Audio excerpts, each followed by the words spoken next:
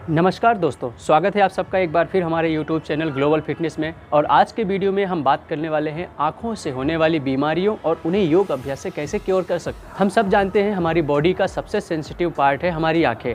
तो आँखों का ध्यान रखना उतना ही ज़रूरी है जितना कि हम अपने खाने पीने का ध्यान रखते हैं। क्या आप जानते हैं आँखों से संबंधित होने वाली सबसे खतरनाक बीमारी कौन सी है? अगर नहीं तो आज के इस वीडियो में हम बात करने वाले हैं उन्हीं बीमारियों के बारे में। आँखों से संबंधित बीमारी की बात करें तो दो डिजीज़ कॉमन हैं। पहला है नियत दृष्टि दोष और दूसरा है दूर दृष्टि दोष। डिटेल्स में इसके बारे में हम आगे बात करेंगे। अभी हम समझते हैं कि इनके सिम्टम्स क्या है। ठीक से फोकस ना कर पाना, अगर लेंस में कुछ गड़बड़ है तो व्यक्ति ठीक से फोकस नहीं कर पाता।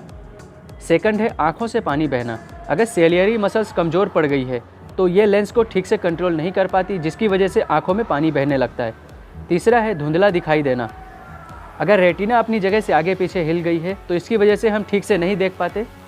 इन तीनों में कोई भी गड़बड़ी दो तरह के दृष्टि दोष को जन्म देती है। तो आइए डिटेल्स में समझते हैं। फर्स्ट है नियर साइटेड, जिसमें किरणें रेटिना के सामने फोकस होती है, इसलिए रेटिना पर पड़ने वाली इमेज धुंधली बनती है। नियर साइटेड को मेडिकल साइंस में मायोपिया कहते हैं। इसमें दूर की चीजों को स्पष्ट रूप से देखने में परेशानी आती है। मायोपिया में आईबॉल का आकार बढ़ने से इमेजेस रेटिना पर बनने के बजाय थोड़ा आगे बनती है। ऐसा होने से दूर की वस्तुएं धुंधली और अस्पष्ट दिखाई देती है, लेकिन पास की वस्तुएं देखने में कोई परेशानी नहीं होती। एक सर्वे के अकॉर्डिंग भारत की 20 to 30% पॉपुलेशन मायोपिया की चपेट में है। जब मायोपिया की समस्या बहुत ज्यादा बढ़ जाती है तो मोतियाबिंद और ग्लूकोमा होने का खतरा भी बढ़ जाता है। इसके कुछ और भी सिम्टम्स हैं, जैसे कि बार बार आंखें झपकाना, दूर की चीजों को देखने पर आंखों में तनाव और थकान का महसूस होना। मायोपिया को रोकना पॉसिबल नहीं है, लेकिन कई टेक्निक है जिनके थ्रू आप इसकी ग्रोथ को स्लो कर सकते हैं, जैसे कि टाइम पे अपनी आंखों की जांच करवाएं। अगर आपको डायबिटीज है तो तुरंत अपना इलाज कराएं, क्योंकि इसके कारण आपकी देखने की क्षमता कम हो जाती है और आई लेंस से आप इसे बढ़ने से रोक सकते हैं, लेकिन इसके लिए डॉक्टर की सलाह लें। फिर सेकंड है दूर दृष्टि दोष,